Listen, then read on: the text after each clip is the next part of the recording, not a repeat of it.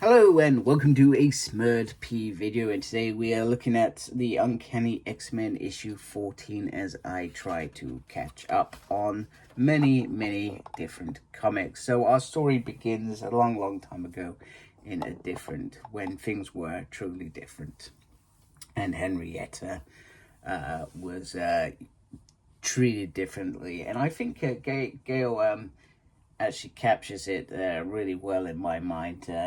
Bear in mind, I don't know the history around this whole time, but I obviously know that people of color were treated differently, which is wrong as far as I'm concerned. It was wrong back then, and it's wrong now if it happens.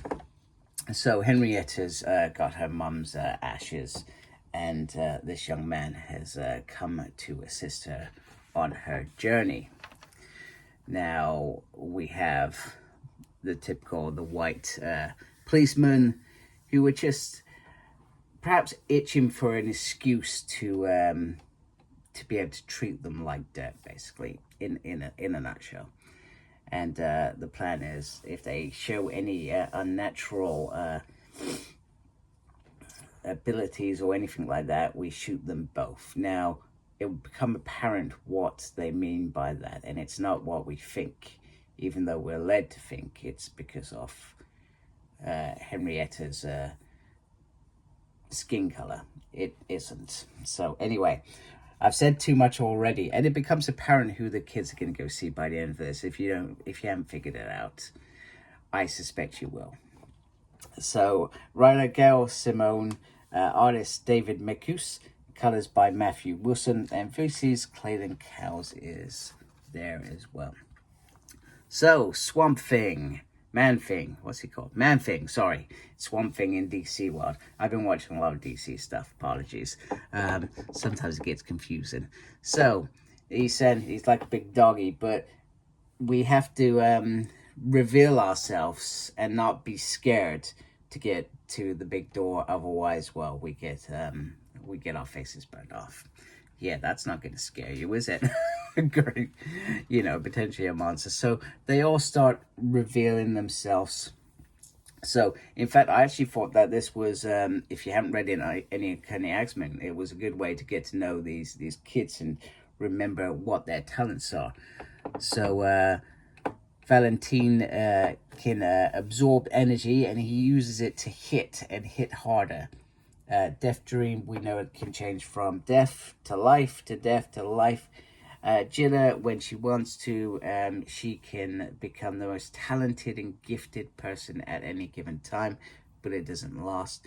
And Becca says she has a special bond with her horse, and that gives us power, and he's her friend. But that isn't right.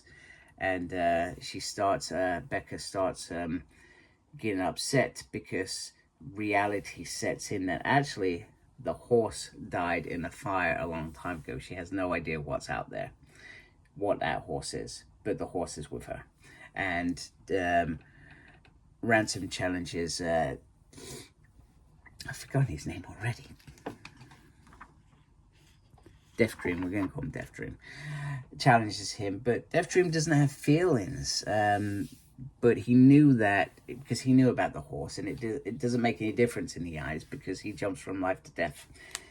But he did know that it would make them sad. So now that they've revealed themselves, they can go through the door and finally get some answers. There's a premium collection coming out from Marvel, or is out by Marvel. Meanwhile, in the Savage Land, we learn that dragons are the reason why dinosaurs are perhaps extinct. Perhaps. And he likes eating them. So he tries to negotiate with Remy LeBeau once again, but Remy is going to keep the eye. Remy also tries to get some information who the Endlin is, and pretty much the hint is that it is female. So my money's on Becca, but maybe it is Sophia, because there's not much to her. She just sort of sits in the background, doesn't she? And that would make it even more suspect, correct? Anyway, Rogue comes flying in, misunderstanding of what's going on, and obviously they get into a pretty decent fight, in my opinion, and it ends up with one of them not exactly coming out the other side. Yeah, that's right. Rogue is in some sort of, I don't know what she's in, but she's in something. So the dragon, he likes tease. He says, well, Remy's going to eat you first to Nightcrawler and Jubilee, which is funny.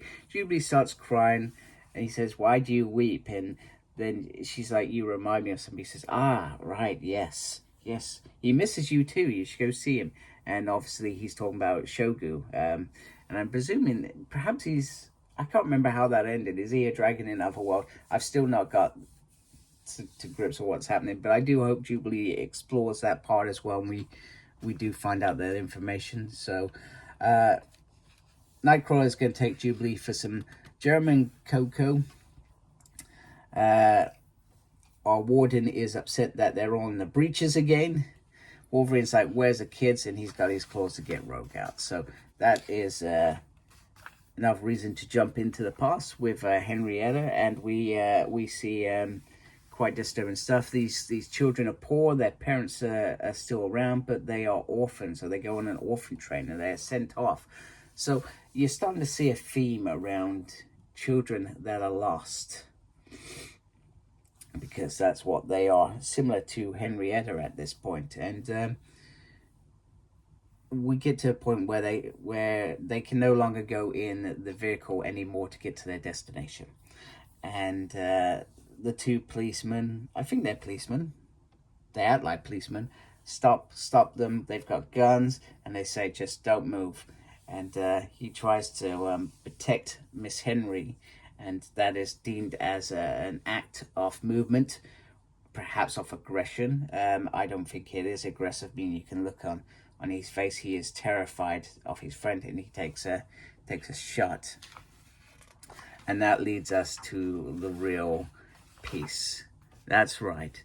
We saw the red eyes in the last issue, and I can't pronounce that word. Why they call us?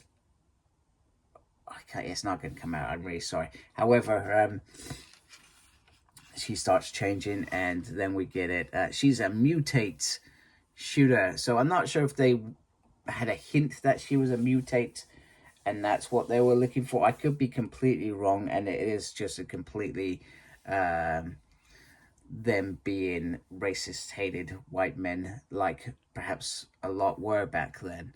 Can't label everybody like that, because perhaps not everybody was like that. So literally, I don't know where this one's come from. Is this George? Maybe? Strange. Maybe. Yeah, I didn't notice that when I was reading it. So maybe George is there, and maybe they are both powerful creatures. So end of the line. So they talk about they felt a pull, and this was discussed, and they thought it was Sarah back then. So partly it was Sarah. However, somebody else was calling to them,